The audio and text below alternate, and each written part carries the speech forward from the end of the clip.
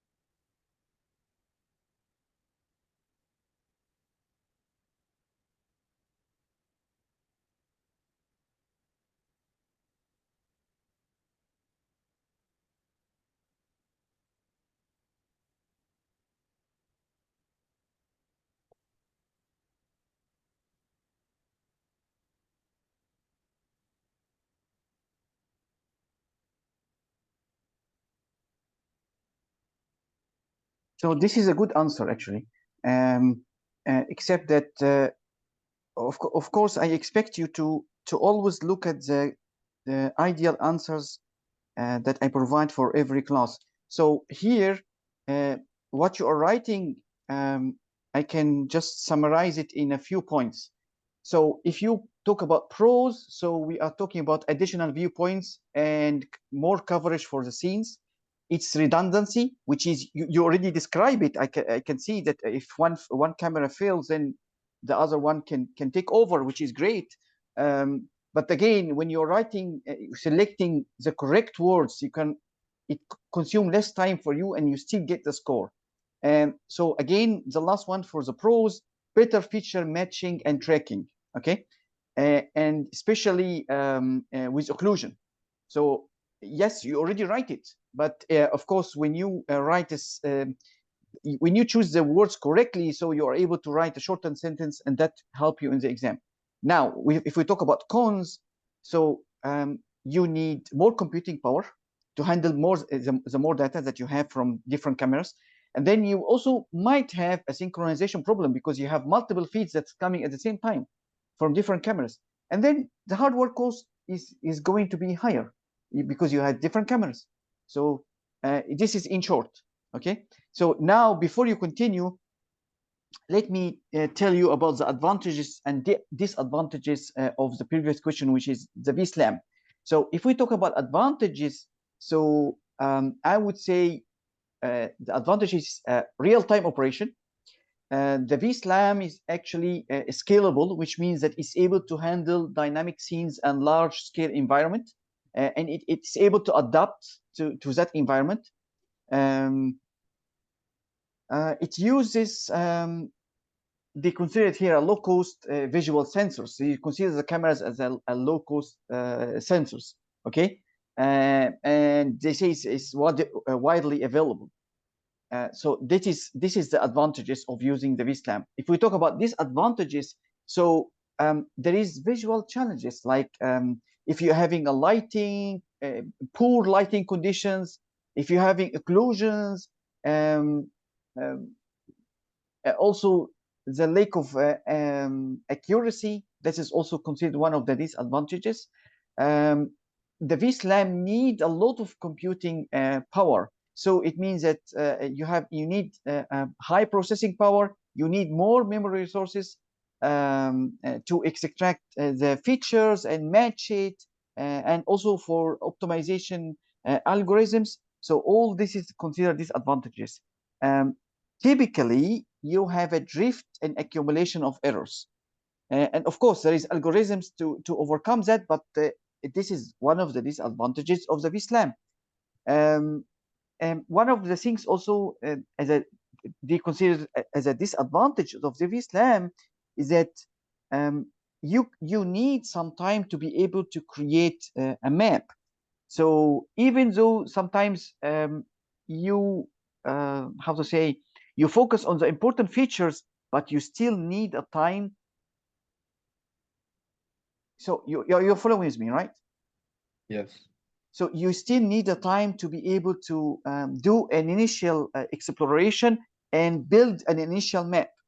So even though this map is not complete, it's not 100% accurate at the start, but you still need the time to build an initial map. So this is also considered as a disadvantage. So I would say you have three advantages: real time, scalability, low cost, and you have maybe four disadvantages: sensitive to lighting conditions, a problem with occlusions, lack of accuracy, and then you need computational demands, and you have drift and accumulation of errors. You need an initial map. So that is four disadvantages. Did I make sense to you? Yep. In the ideal answer, you have a table that is showing the comparison. Okay, so you can find them with a slide of every class. Okay, please continue.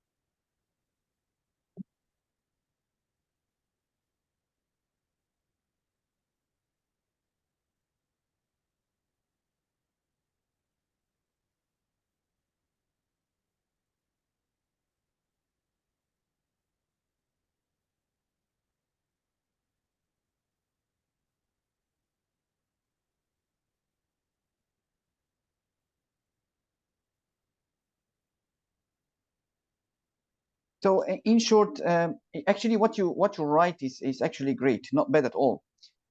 So a rigid pose estimation is used for what? Rigid objects, so those that don't change in shape. Okay, like doors, windows, things that Yeah. doesn't animate. Okay, perfect. So continue, please.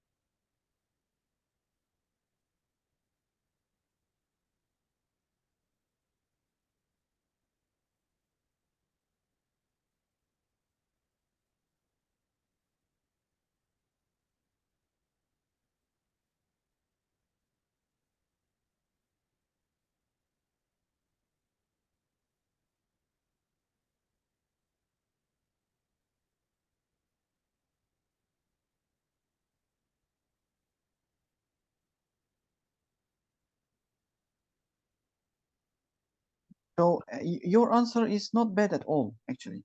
Um, but let me tell you just a few focus points.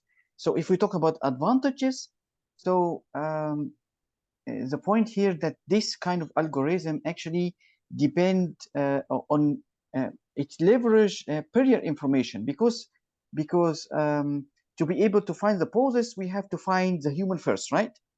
And then this so this is one of the advantages. So it leverage um, um, uh, something that is already discovered, which is a human face and body.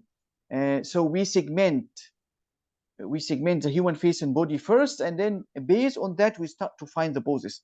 So it is this approach is accurate and excels in localizing key points. So you have to find the human first and point to him where is point like a rectangle where the human is located, and then from that rectangle he start to localize or find the local hands and arms and legs and so on.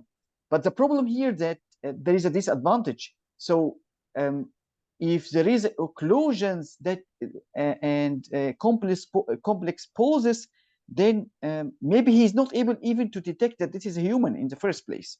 So it also means if he failed to detect that uh, the thing that he's seeing in front of him is a human, so he, of course, he will not find any pose.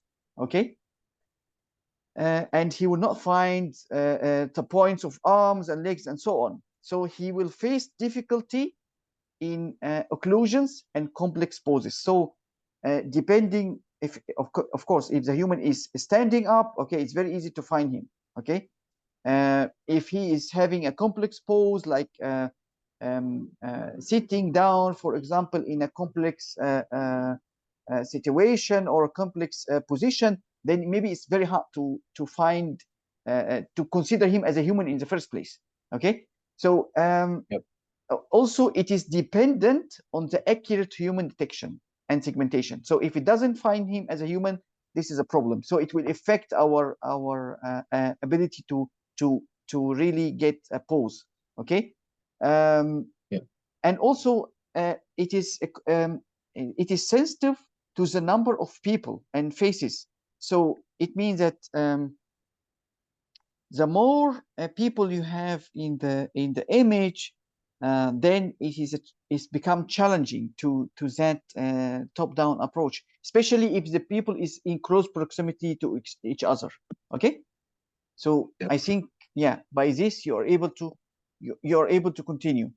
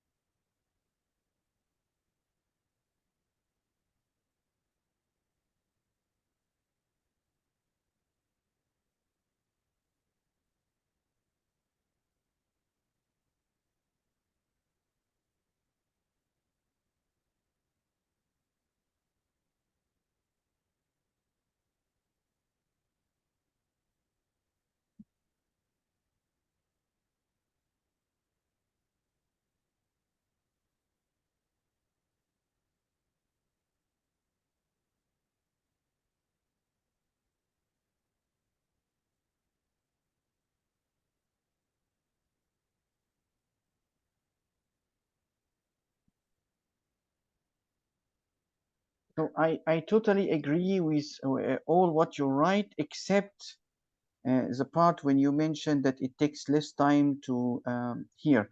Actually, it doesn't take less time because this bottom up is actually computationally demanding. So it needs more computing power.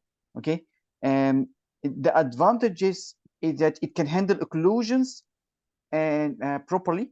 Okay, and if there is a lot of people in the scene, that does not really represent a challenge to this type of algorithm.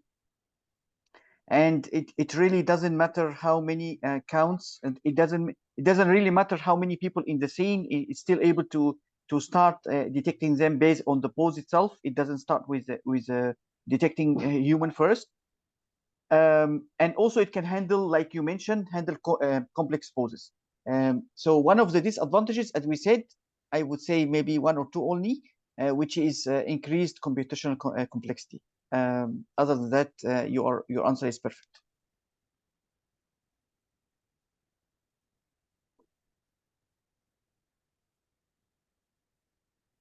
We close and open again.